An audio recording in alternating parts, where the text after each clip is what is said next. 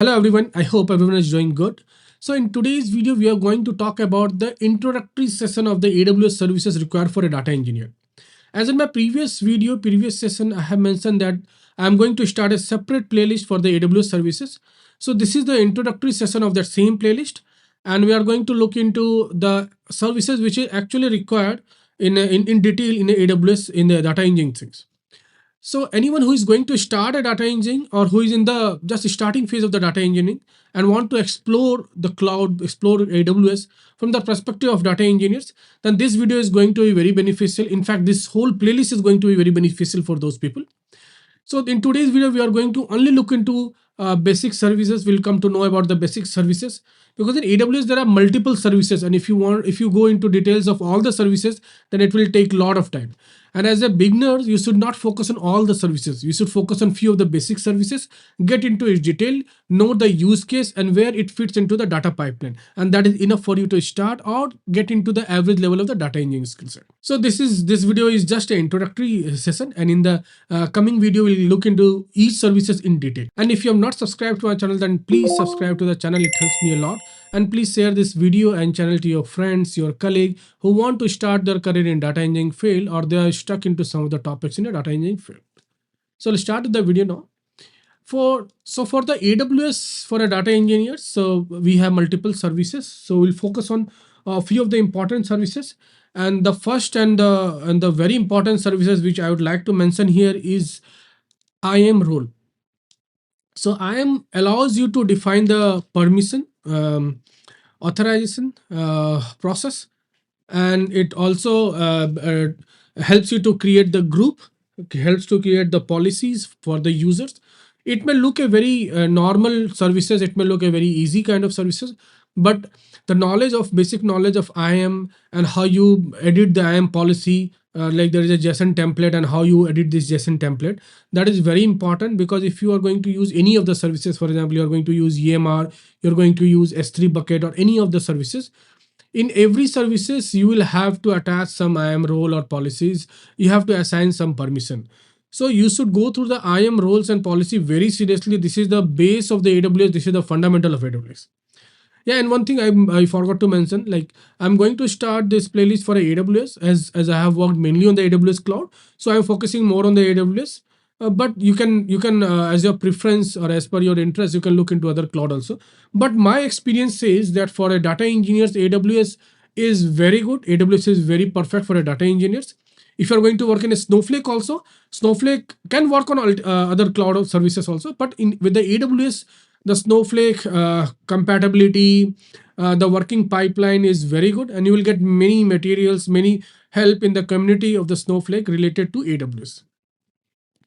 So IAM is the important thing. The first thing you should go and learn is IAM role.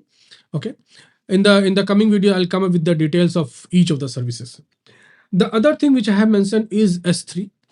Like we have to focus on what are the storage type, like what are different S3 bucket, what are the purpose of different types of S3 bucket in AWS. We should know that how data is stored into S3 bucket, how data can be encrypted in S3 bucket, how you can access S3 bucket, how you can create a folder inside the S3 bucket, how you can write a Python code and from externally a Python code, and how you can connect to the AWS and access the content of the S3 bucket. So these all things you should be aware of, how you can attach the policy in the S3 bucket. So everything you should be aware of related to S3.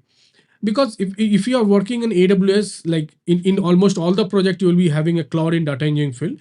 So there will be S3 component always involved into the picture, because it will be acting as a intermediate storage layer or some final storage layer, but in some place in the pipeline, this will be always get involved. So getting the knowledge of S3 is very important. The other services which I would like to mention is the compute layer. Now this S3 is the storage layer. I want to talk about the compute layer. So in compute layer, you have multiple services. You have EC2. If you want to learn, if you want to run any Python code, any of the you want a single instance machine for any of the purpose, then you can use EC2 machine. Then you have EMR. If you are going to use the cluster. If you're going to use this, run the Spark program, Spark application, then you can use EMR.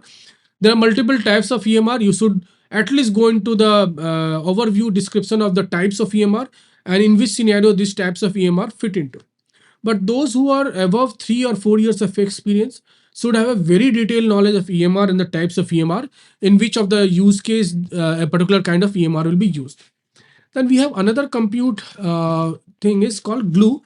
Mostly people nowadays are using glue, but in a bigger data picture, in a very much of the customization thing, if the much of the customization is required in a pipeline, then people don't go for a glue. Glue is serverless. That means you don't have to worry about the maintenance of the server. In the glue itself, you can create a whole pipeline. You can orchestrate the job also. You can schedule the job.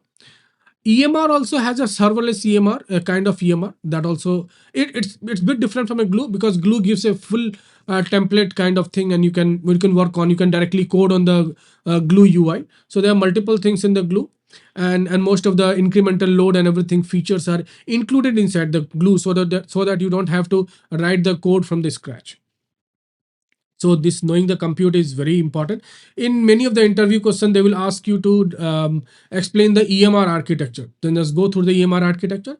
In one of my video, when we'll come into the detail of this playlist, obviously I will get into very detail of the EMR, and that will give you the whole perspective. But if you are going to attend any interview in the coming time, then go through the EMR architecture that I have seen people asking. Okay, now the next services which I would like to mention is Lambda. So Lambda is also a serverless feature. Like you don't have to worry about the maintenance of the cluster or the EC2 machine involved in the Lambda. Lambda is basically used for triggering something, for event trigger thing. Like for example, you have received some data, and when you receive the data, then you have to trigger some other program, or you have to trigger some notification, email notification. So in that kind of scenario, you can use Lambda. It's very low cost. Lambda, you can directly write a Python code inside the Lambda. So one thing is common in everything from the programming perspective is Python. So as I mentioned in my previous video also, like Python should be your priority. You should have Python. You should have the knowledge of Python above average. Okay. Then after Lambda, if required, you can go into the RDS. It's a relational database services. For example, you want to have the Oracle instance, you want to have Postgres instance inside your AWS services, then you can go with the RDS. This is optional. If you want, you can go through it if you have time. Otherwise, it's okay. You can still that you have not worked on RDS. Like most of the scenario, like in most of the scenario, people don't use RDS in the data pipeline, but it will be better if you go through the RDS. Then lastly, not last, I want to mention about the orchestration. You can also go through manage Airflow. So Airflow can be used from external source, but AWS has also come up with their manage Airflow, where the Airflow is managed by the AWS. So that is also very important because for a complete data engineering for a complete data engineers, you should have the knowledge of some orchestration tool. So Airflow is very popular nowadays. You can write a direct Python code inside the Airflow. So manage Airflow, you can go through it. It's very important. You can go through this. Apart from all this thing, you should have CI/CD knowledge. If you have experience more than 3 years, then I would suggest you to go through some CI/CD process in the AWS. So in AWS itself, there are multiple CI/CD process. So the basic one, like in normal, if you're not working on AWS, you can use GitHub, you can use Git to store or act as a repository for your program. But in AWS, you have the services in the CI/CD. You can use AWS code commit. You can use AWS code build. So I'll write it here: AWS code commit. You can use AWS code build. So like there are different steps in the CI/CD. First, you need to there should be change. There should be some change in the code, so that that code commit has to be done in the repository to have the a single version of the code, and then that code is getting built. So that build can be done by the code build, And there is a AWS code deploy, where with the help of AWS code deploy, you can deploy your code in any of the compute layer. You can deploy in the EC2 machine, EMR, Glue, anywhere. Okay. There are other ways also to deploy your code in AWS, but as a data engineer, you don't have to get into detail of CI/CD. This is actual the job of the DevOps people. But as you go into the senior level, as a senior developer also, in that case, you should have the this minimum knowledge of the CI/CD. Now, this is the I don't recommend you to go into any other services if you are going to start with the data engineering.